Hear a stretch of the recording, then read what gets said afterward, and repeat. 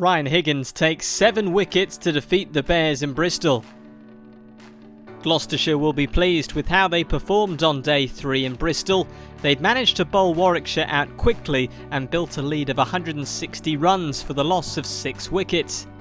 Warwickshire had struggled to make inroads without the threatening Ollie Stone, but with the home side's tail exposed, there was every chance they could take quick wickets chasing victory. And they do just that. Oliver Hannon-Dolby picked up the key wicket. Jack Taylor, the last recognised Gloucestershire batsman, out LBW for 34. But once again, the Bears were unable to build on their early momentum, with George Scott and Tom Smith content to keep the score ticking on. Warwickshire had to wait until Hannon-Dolby's return to the attack before the partnership was broken. Tom Smith pinned LBW for his 10th of the match. Josh Shaw would score a runner ball 11 before he was bowled by Hannon-Dolby for his 5th of the innings and 2nd fifer in the match. The Bears bowler was on a roll. 4 balls later, he'd brought the Gloucestershire innings to an end. Taylor caught by Bresnan at slip for 8 and lunch called. That left the score 275 all out, setting Warwickshire a target of 239 to win in the 2 remaining sessions. Hannon-Dolby shone for the Bears, finishing with figures of 6 for 77 and career best match figures of 12 for 110. Warwickshire's chase got off to the worst possible start. In just the 3rd over, Ryan Higgins caused carnage.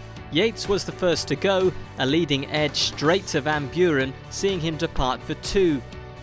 2 balls later, it was Haynes' turn to trudge back to the pavilion, out to leg before for a duck.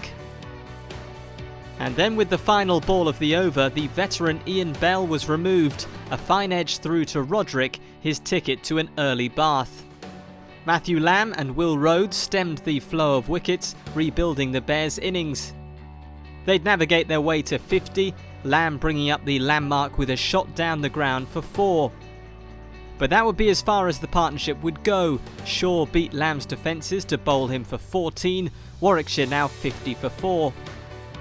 Rhodes and Burgess looked to consolidate as tea drew close, and by the time the pair reached the interval, they'd managed to add 30 to the total. Warwickshire 80 for 4, needing 159 to win. Will Rhodes fell in the first over after the break, hopes of victory diminishing as Higgins found an edge through to Roderick for his 4th wicket. Soft hands from Burgess brought the 100 up for the visitors, but he wouldn't last the over. Higgins sealing his fifer, Burgess out leg before for 15, and the hosts were pressing for the win. 2 in 2 balls saw them edge closer. Thompson went first, caught by Jack Taylor on the boundary off the bowling of Matt Taylor. Henry Brooks followed, out LBW. Miles did well to stick with Bresnan and frustrate Gloucestershire, but his resistance would eventually come to an end. Higgins found his edge, and captain Chris Dent clinging on well low down at 2nd slip for the bowler's 10th wicket of the match and maiden 6fer. Oliver Hannon-Dolby stuck around. He and Bresnan frustrated the Gloucestershire attack as the home side ran out of time. But just when it looked like the Warwickshire number 11 would save the game for his side, Higgins struck. His 7th wicket of the game coming by way of a fine inside edge through to Roderick.